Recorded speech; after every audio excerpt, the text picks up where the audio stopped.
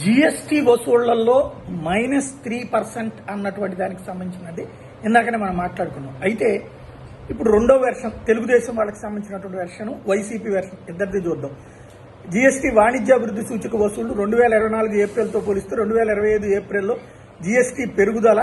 India GST 12.6% పెరుగుదల అయింది. South ఇండియాలో Tamil Nadu GST 13%, Telangana GST 12%, Karnataka GST 11%, Kerala GST 5%, AP GST -3% తగ్గుదల. అదే సందర్భంలో జగన్ పాలనలో 2024 ఏప్రిల్తో పోలిస్తే ఇప్పుడు జిఎస్టీ వసూళ్లు 3% తగ్గాయి. అంటే కొనుగోలు శక్తి తగ్గిందని వైసీపీ ప్రొజెక్ట్ చేస్తే, ఆంధ్రప్రదేశ్లో జిఎస్టీ సునామీ వచ్చేసింది. ఏప్రిల్లో 3,354 కోట్ల రికార్డు సాధించింది వసూళ్లు. జిఎస్టీ చరిత్రలోనే అత్యధిక ఆదాయం రాష్ట్ర ఆర్థిక శక్తికి నిదర్శనం అంటూ తెలుగుదేశం ప్రాజెక్ట్ చేస్తోంది.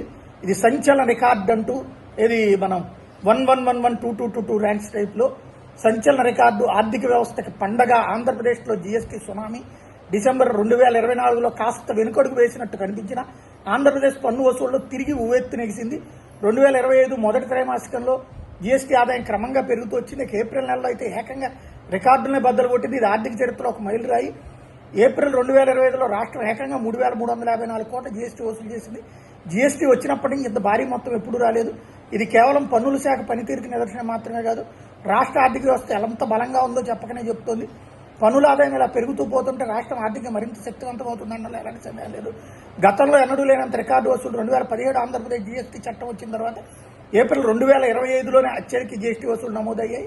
అంతేకాదు ఐజీఎస్టీ సెటిల్మెంట్ కూడా రికార్డు స్థాయిలో 1,443 కోట్లు వచ్చింది. గత ఏడాదితో పోలిస్తే ఈసారి వసూలు పెరిగాయంటే ఎక్కువ మంది పన్నులు కడుతున్నారు. సెటిల్మెంట్ సక్రమంగా జరుగుతున్నాయి. రాష్ట్రంలో పన్ను చెల్లించే వాళ్ళ సంఖ్య కూడా పెరిగిందని అర్థం చేసుకోవచ్చు.